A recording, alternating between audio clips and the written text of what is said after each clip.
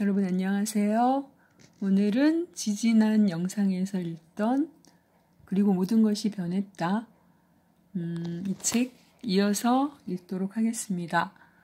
지난 시간에 그 친구 소니의 죽음으로 또 남편의 매부의 죽음으로 인해서 이제 그 감정에 대한 얘기들로부터 시작이 되고 있는데요. 분노, 공포, 좌절, 두려움, 절망 이런 감정들에 계속 짓눌려 살면은 그거는 지난 시간에 말씀드렸던 것처럼 우리 몸의 세포가 건강해질 수 있는 상태가 절대 아니라는 거 제가 말씀드렸잖아요. 이런 상태들로 인해서 이분은 아마 건강이 당연히 나빠질 겁니다. 거기에다가 이제 식이요법 때문에 겪는 혼란이 이제 가중이 되는데요. 인도에서 예를 들면 인도에서 뭐 요가도 하고 그쪽의 식이요법이랑 그리고 중국 쪽의 식이요법 그리고 서양 식이요법들을 이제 우리가 병이 들면 어떤 게 좋다고 이것저것 이제 구해서 자꾸 먹게 되고 그러잖아요. 이분도 이제 그런 경험들을 하면서 상충이 되는 거예요. 이 식이요법들이. 예를 들면 이 설탕과 유제품은 저도 이 설탕은 그 암세포에 가장 좋은 먹이라고 하거든요. 그래서 저도 단 거를 안 먹는 노력을 참 많이 하게 되는데 원래 단 거를 좋아하진 않았지만 가끔씩은 먹고 싶잖아요. 그래서 그 유혹을 또 견디는 것도 굉장한 인내를 필요로 하는데, 그리고 또 하나 유제품도, 암에는 좋은 음식이 아니라고 합니다. 그런데 이분이 경험한 바로는 또 어느 쪽에서는, 서양 쪽은 그런데 또 아유르베다에서는 유제품도 반드시 먹어야 하는 필수 식품이라고 하고, 이런 식이요법에 대한 상충하는 이런 것들로 인해서 또 혼란을 겪게 됩니다. 그래서 음식에 또 지나치게 스트레스를 받고, 스트레스는 만병의 근원이라는 거 여러분들도 다 들어오셨죠? 그 스트레스를 받으면 우리 몸이 산성 상태가 된대요. 그러면 그 산성 상태는 산성 체질은 암이 아주 좋아하는 체질이라고 합니다. 그래서 스트레스가 그렇게 나쁜 거예요. 스트레스에 대해서 저도 또 지난 세월을 돌아보면 할 얘기들이 참 많긴 한데요. 어쨌든 결국은 이분이 이런 혼란들로 인해서 나는 곧 두려움과 절망이라는 내가 만든 세상 안에 갇히고 말았다. 그렇게 내 삶의 반경은 더욱더 작아졌다. 이런 단계들을 이제 거치면서 결국은 이제 건강이 자꾸 나빠지고 또 사람들 앞에서 또 이제 괜찮은 척 이렇게 같이 어울리게 되면 또 그 사람들 속에서 부담을 줄 수 있는 그런 게 싫어서 또 아무렇지도 않은 척, 괜찮은 척 이런 노력들을 해야 되고 이런 것들도 아마 스트레스가 됐나 봅니다. 이게 어떤 건지 저는 좀 알 것 같은데요. 저도 처음에는 그래서 어떤 뭐 성경 공부 모임이라든지 어떤 모임에서 빠져야 되나 하는 생각들을 많이 했습니다. 제가 또 여행작가 과정 같이 공부했던 분들이랑 꾸밍이라는 독서 모임도 시작을 해서 지금 사실은 좀 쉬고 있는 중인데, 사람이 모이면 먹어야 되잖아요. 저희도 독서 모임 하기 전에 일단 이제 식사를 하고 독서 모임을 했었는데, 제가 먹을 수 없는 음식들이 많으니까 따로 먹거나 차에서 먹고 올라가거나 아니면 좀 늦게 가면서 저는 저녁을 먹고 가고 제가 먹어야 되는 음식들, 사실 이런 음식에 대한 스트레스가 사실은 많습니다. 그런 게 참 불편함이 많은데, 그래서 제가 그런 불편함을 주는 사람이 되는 게 싫어서 바깥에서의 모임들을 하지 말아야 되나 하는 생각, 갈등도 사실은 좀 많이 했는데, 그러면 안 되겠다는 생각이 들었어요. 그래서 제가 먹을 음식을 싸갖고 가든지 아니면 다른 방법으로 어떻게든 그걸 해결을 하고, 그거를 음식 때문에 사람들을 만나지 않는 그런 삶은 그거는 안 되겠다는 저는 결론을 내렸었거든요. 그렇지만 또 음식 때문에 또 겪는 그런 어려움이 있으니까 그거는 제가 계속 연구하면서 숙제처럼 해결해 가야 될 문제 같습니다. 앞으로 점점 조금씩 좋아지면 조금 더 융통성을 가질 수 있을 텐데, 이분도 그런 또 어려움도 이제 겪으면서 어쨌든 결국은 건강이 계속 더 나빠져서 이제 임사체험의 상태로 가게 된 거예요. 그 임사체험이라는 게 굉장히 그 특별하고 흔히 있을 수 있는 그런 그 경험이 아니잖아요. 그래서 저도 그 이 책을 통해서 그 임사라는 말에 대해서 구체적으로 자세히 알게 됐고 그 경지가 어떤 건지 궁금했거든요.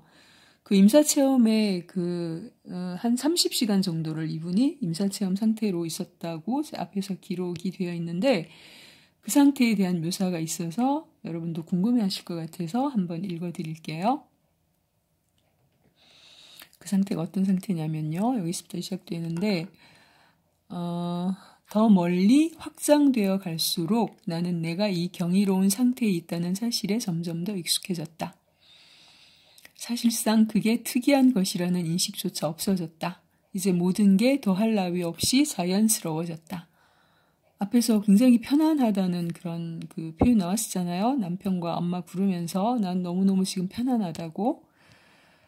나에게 행해지는 치료 과정 역시 여전히 세세하게 모두 인식하고 있었다.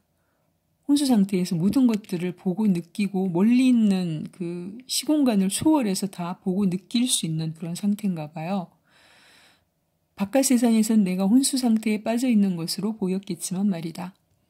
나는 내가 물리적 환경에서 떨어져 나와 계속해서 더 멀리 확장되어 가는 것을 느꼈다. 더 이상 시간과 공간의 제약을 받지 않고 계속 넓어져서 훨씬 더 넓은 의식을 갖게 되는 것 같았다. 나는 전에 육체적 삶에서는 한 번도 경험해 보지 못한 자유와 해방감을 느꼈다. 이것은 기쁨에 더해 환희와 행복감이 무한히 솟아오르는 감정이라고 밖에는 설명하지 못하겠다. 병들고 죽어가는 내 몸에서 풀려났다는 기쁨, 병이 내게 준 그 모든 고통에서 풀려났다는 환희에 넘치는 해방감이었다. 우리가 죽는 순간에 이런 상태로 그 죽음을 맞는다면 얼마나 좋을까요? 그렇죠? 그런데 얘기를 들어보면 괴롭게 죽어가시는 분들도 많으시다고 제가 들었는데, 그래서 저는 저희 어머니, 제가 모시고 살았던 어머니께서 이제 안 좋아지셨을 때 그 기도를 계속 드렸던 것 같아요. 잠자면서, 주무시면서 정말 그 평안히, 주무시면서 평안히 가실 수 있게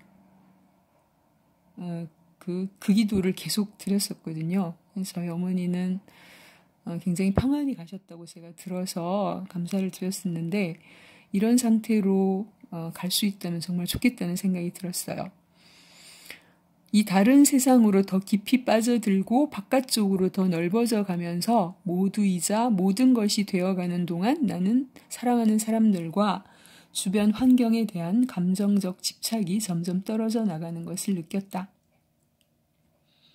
오로지 장대하고 영광스러운 무조건적 사랑이라고밖에 표현할 수 없는 무엇이 나를 둘러쌌고 내가 계속해서 모든 걸 놓아가는 동안 나를 꽉 감싸주었다.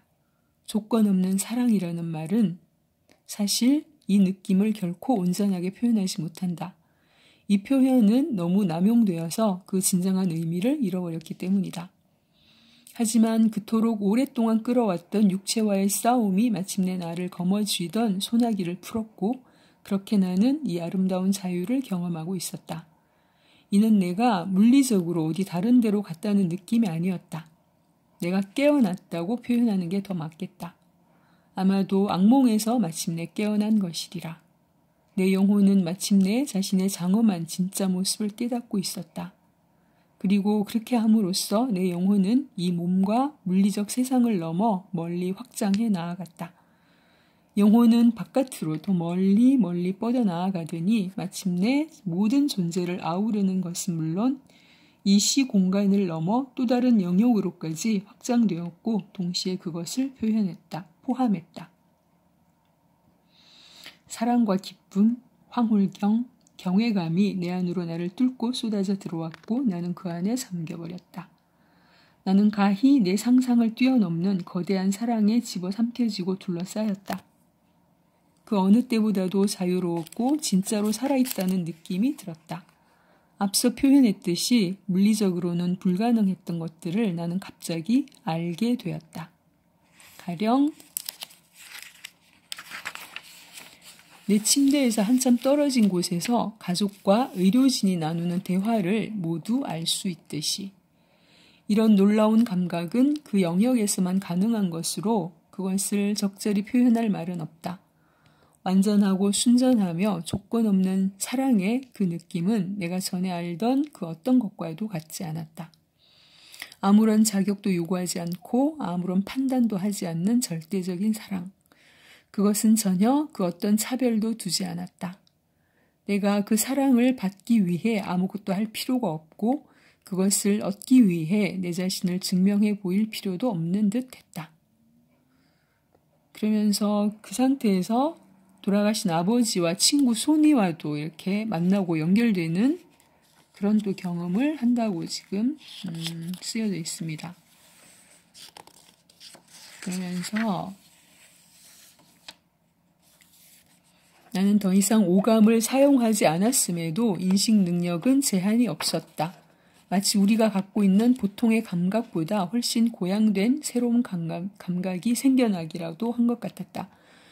나는 주변에서 일어나는 일을 360도 시야각으로 완벽하게 인식하고 있었다. 시야각으로 완벽하게 인식하고 있었다.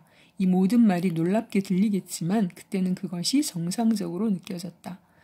이제는 오히려 몸 안에 있는 게 답답하게 느껴진다.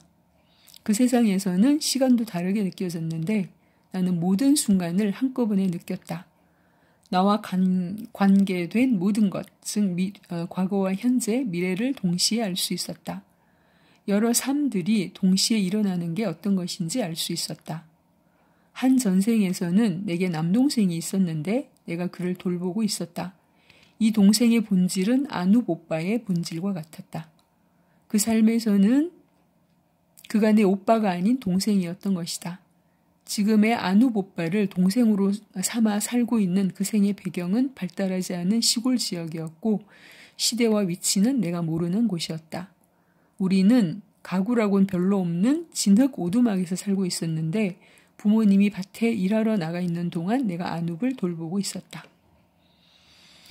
나는 먹을 것은 충분한지, 외부의 위험한 것들로부터는 안전한지 등을 확인하면서 동생을 돌보는 누나의 감정을 경험하는 동안 그것이 전생의 삶으로 느껴지지 않았다. 그 삶이 비록 역사 속의 한 장면같이 보이기는 했지만 느껴지기로는 바로 지금 여기에서 일어나는 일 같았다. 참 신기하죠? 이런 경험들도 하고요. 시간은 우리가 여기서 경험하는 것처럼 직선으로 흐르지 않았다. 우리의 현세적 마음이 우리에게 일어나는 일들을 연속적인 장면들로 바꾸어 놓았을 뿐 실제로는 우리가 몸을 통해 표현하지 않을 때는 과거든 현재든 미래든 모든 것이 동시에 일어나고 있는 것 같았다. 시간의 모든 지점들을 동시에 인식할 수 있다는 것이 그 세상에서는 자명했지만 그 기억을 환기해 지금 글로 쓰자니 혼란스러운 게 사실이다.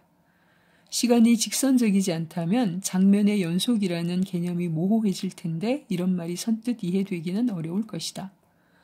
우리의 오감은 어느 순간이든 시간 속의 한 지점에만 집중되도록 집중하도록 우리를 제한하는 것 같다.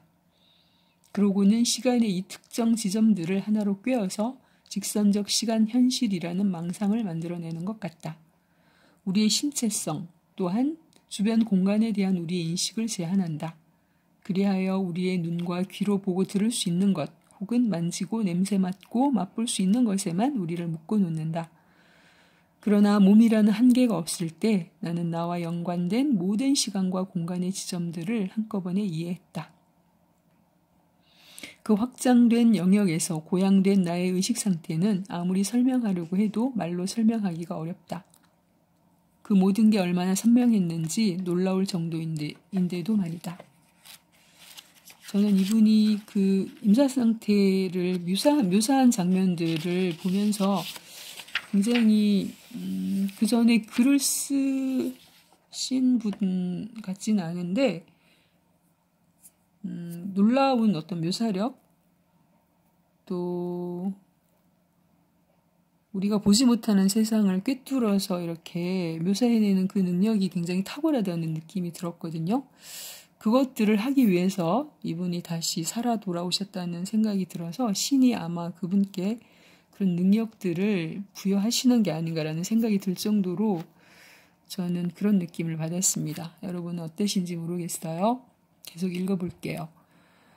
우주가 이런 것이구나 나는 생각했다. 이제 알겠어. 왜 내가 암에 걸렸는지 알겠어. 나는 그 순간의 경이로움에 완전히 사로잡혀 처음엔 내가 병에 걸린 원인을 차분히 생각하기 어려웠지만 이내 그 원인을 자세히 살펴보게 되었다. 나는 또 내가 애초에 왜 이 생으로 들어왔는지 알 것 같았다. 바로 내 진정한 목적을 말이다. 왜 갑자기 이 모든 걸 이해하게 된 거지? 나는 궁금했다. 이런 사실을 누가 알려주는 걸까? 신인가? 크리슈나? 부처? 예수? 그때 갑자기 신이란 존재가 아니라 존재의 상태라는 깨달음이 왔다. 그리고 내가 지금 바로 그 상태에 있었다. 나는 지금껏 내가 알아온 모든 것들이 복잡하게 얽히고 설켜 내 삶을 이루었음을 알았다. 내 경험이란 저 크다랗고 복잡 다단한 색과 모양으로 된 무한한 테피스트리에 수놓아진 한가닥 실과도 같았다. 갖가지 다른 색깔의 실들은 내가 맺고 있던 관계들, 나와 연이 닿은 온갖 삶들이었다. 우리 엄마를 나타내는 실, 아빠와 오빠, 남편, 그 밖에 내 삶에 들어온 이들을 제각각 나타내는 실들이 모두 다 있었다. 그들이 나와 긍정적인 관계에 있든 부정적인 관계에 있든 상관없이 말이다. 오, 이럴 수가.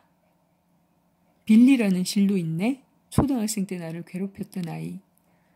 각각의 모든 만남이 얽혀서 그때까지의 내 인생이라는 그림을 만들고 있었다.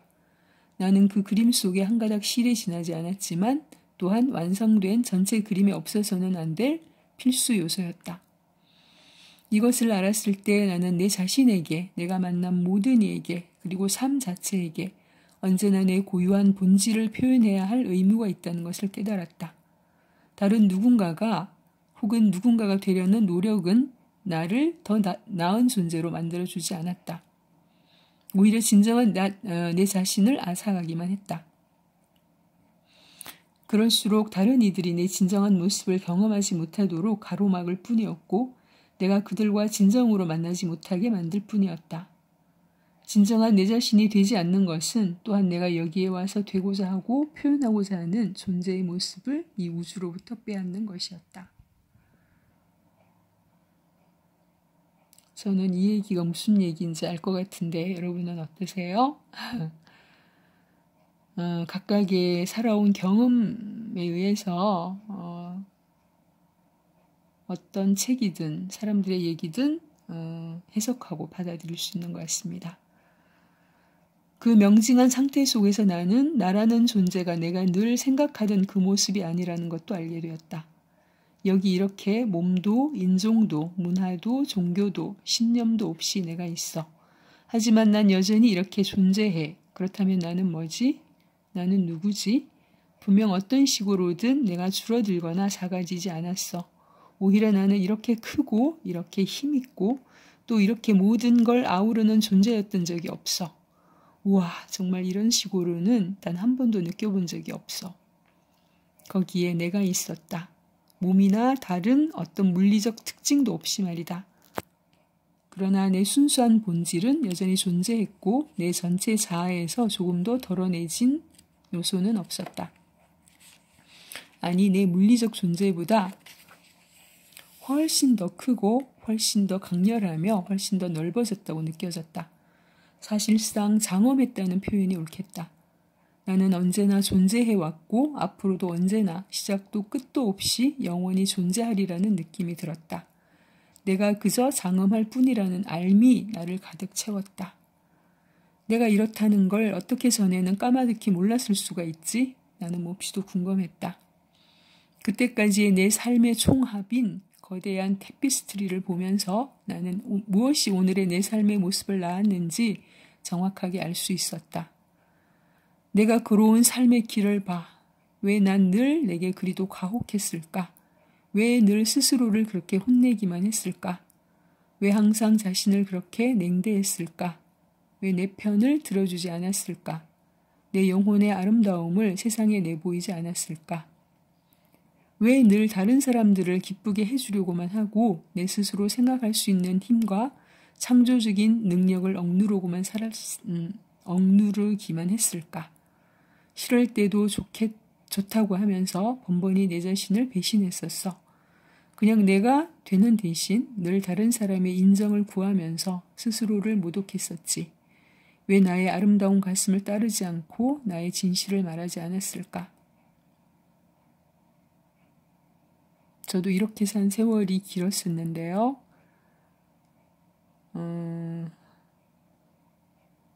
지금의 저라면 그렇게 살지 않았을 수도 있을 것 같은데요. 그때는 그런 저의 삶을 살아내기만도 급급해서 더 이상의 어떤 걸 생각할 여유도 없었던 것 같습니다. 지금 제가 느끼고 있는 이런 세상이 있는 줄도 사실 모르고 거기에 대한 관심도 없었고 그냥 그때 상황의 저를 살아내기도 너무 급급했다는 그 생각만 지금 들어서 이 뒤로 이어지는 얘기들을 들으면서 사실 제가 살아온 세월을 생각해 보게 되는데요. 여러분도 이런 상태로 살고 계실 수도 있을 것 같습니다. 이분이 이런 얘기 하시면서 뒤에 어떤 요구를 하시는지, 어떤 주문을 하시는지 계속 들어보시기 바랍니다. 우리는 왜 몸을 입고 사는 동안에는 이것을 깨닫지 못할까? 자신에게 그토록 가혹할 필요가 없다는 것을 난 어쩌면 그리도 몰랐을까? 나는 여전히 조건 없는 사랑과 수용의 바다에 온전히 잠겨 있었다. 새로워진 눈으로 자신을 볼 수 있었고 내가 이 우주의 아름다운 존재라는 사실을 알 수 있었다. 존재한다는 사실 자체만으로 나는 판단이 아니라 부드러운 사랑을 받을 만하다는 것을 깨달았다. 특별히 무언가를 할 필요가 없었다.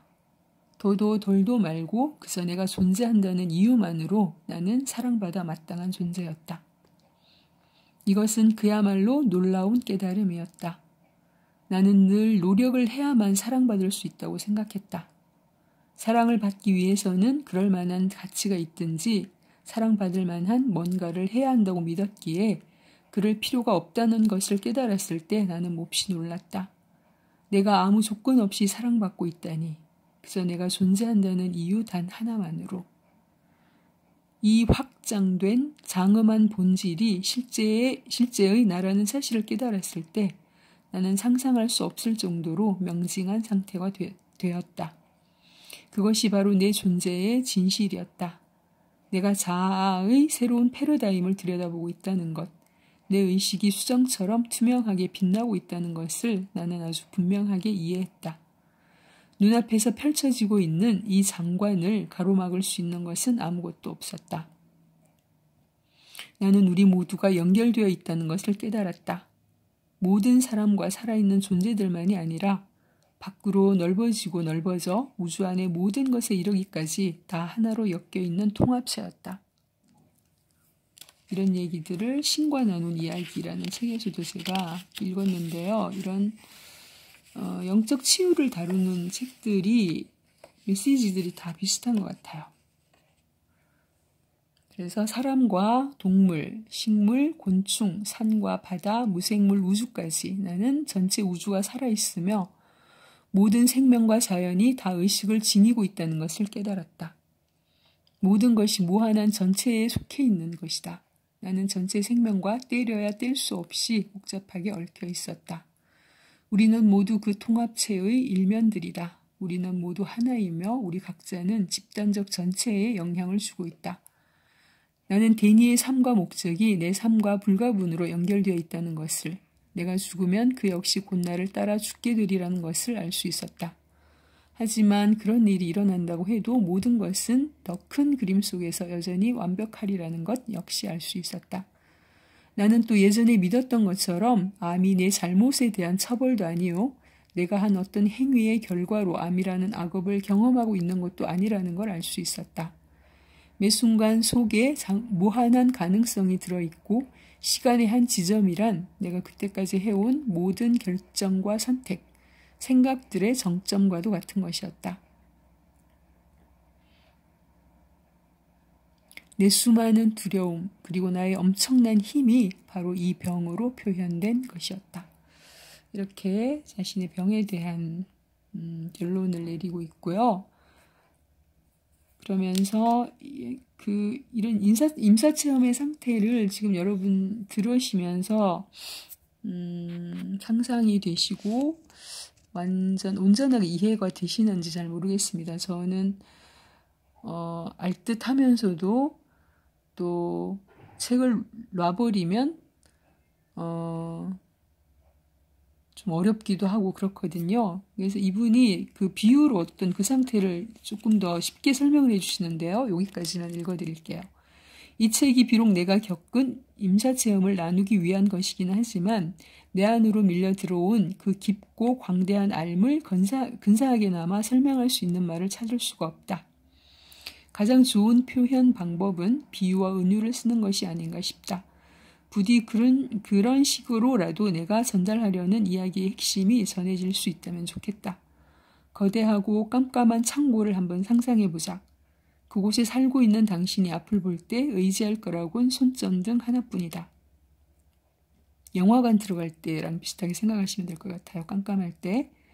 당신이 이 거대한 공간 안에 있는 것에 대해 아는 것이라고는 그 작은 손전등 불빛에 비추어지는 것들 뿐이다.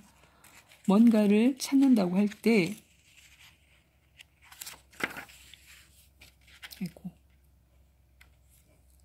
잠시만요. 당신은 그것을 발견할 수도 있고 발견하지 못할 수도 있지만 발견하지 못했다고 해서 그것이 그 안에 없는 것은 아니다. 그렇죠? 당신이 찾는 그것은 창고 안에 있다. 다만 당신이 그것에 불빛을 비추지 않았을 뿐이다. 설령 손전등을 비추어 보았다 하더라도 당신이 보고 있는 물건이 정확히 무엇인지 알아보지 못할 수도 있다. 꽤 분명하게 알아차릴 경우도 있겠지만 무엇인지 정확하지 않아 알쏭달쏭할 경우도 많을 것이다. 당신은 오로지 손전등으로 비추는 것만 볼 수 있고 이미 알고 있는 것만 그게 무언지 인지할 수 있다.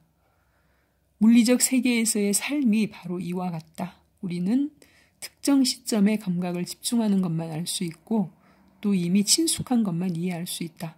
그런데 어느 날 누군가 그곳에 전등 스위치를 툭 켰다고 상상해보자. 눈부신 빛과 소리, 색깔들이 갑자기 쏟아져 들어오면서 당신은 처음으로 창고 전체의 모습을 보게 된다. 임사체험에서 보게 된 것들에 대한 비유를 이렇게 하시는 거예요. 그것은 당신이 상상한 어떤 모습과도 다르다. 눈을 뜰 수 없을 만큼 눈부시고 휘황찬란한 빛이 번쩍거리면서 빨갛고 노랗고 파랗고 푸른 불꽃을 뿜어낸다. 전에는 한 번도 본 적이 없고 무슨 색인지 알 수도 없는 색깔들이 눈에 들어온다.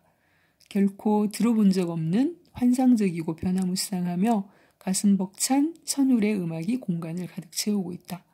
이렇게 비유를 하니까 조금 저는 이해가 쉽게 되는데 여러분 어떠세요? 그러면서 어떻게 결론을 맺으시냐면요. 과거의 현실이라고 생각했던 것이 사실은 당신을 둘러싼 이 광대한 경이 속의 한 점에 지나지 않음을 알게 된다. 각기 다른 부분들이 서로 관련되어 있으며 서로 맞물려 있고 모든 것이 완벽하게 어우러져 있다는 것을 이해하게 된다. 전에는 상상도 못했던 색깔과 소리, 질감이 저렇게 화려하고 눈부신 것들이 창고 안에 얼마나 많이 있는지를 깨닫게 된다. 그 상상도 못했던 것들이 당신이 익히 알고 있던 것들과 함께 이렇게 존재하고 있다. 전부터 알던 것들도 이제 전혀 새로운 의미를 갖게 되어 그들 또한 완전히 새롭게 아주 초현실적으로 보인다. 설령 다시 스위치를 끈다고 해도 당신이 경험한 이 새로운 암, 그 명징함과 놀라움, 아름다움, 엄청난 활기는 그 무엇도 도로 앗아가지 못한다. 그렇죠? 다 봤으니까요. 뭐가 어디에 있는지 이제 알 수 있겠죠. 창고 안에 이 모든 것들이 존재한다는 것을 한번 알게 된 이상 그 알은 무슨 수로도 되돌릴 수 없다. 거기에 무엇이 있는지, 어떻게 하면 그것에 닿을 수 있는지, 무엇이 가능한지를 당신은 이제 그 작은 손전등 하나에 의지하던 때에 비하면 아주 분명하게 알고 있다. 그리고 그 눈부시도록 투명한 순간에 경험한 모든 것들에 대한 경이감이 당신에게 남아있다. 이제 삶은 전혀 다른 의미를 갖게 되고 이 자각으로부터 앞으로 이어질 새로운 경험들이 만들어진다. 이 표현 저는 너무너무 공감합니다. 저도 여러분이 경험하지 못한 저만의 그 제 삶에 일어난 혁명과도 같은 암이라는 것에 대한 경험을 통해서 여러분이 가보지 못한 그 건강한 분들의 삶을 넘어선 어떤 곳에 문을 제가 열어봤다는 느낌이 들거든요. 그 문을 통해서 저만이 볼 수 있었던 세계가 있었어요. 경험했던.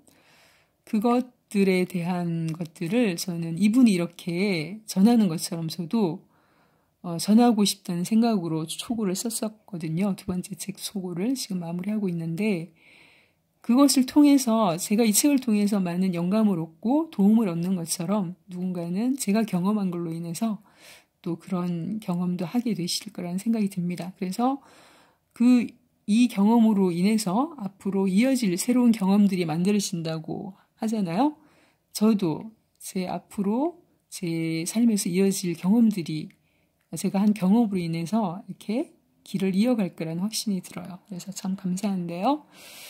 다음 시간에 한 번 더 이 책 훑어보고 끝내도록 하겠습니다. 오늘은 여기까지 할게요. 안녕히 계세요.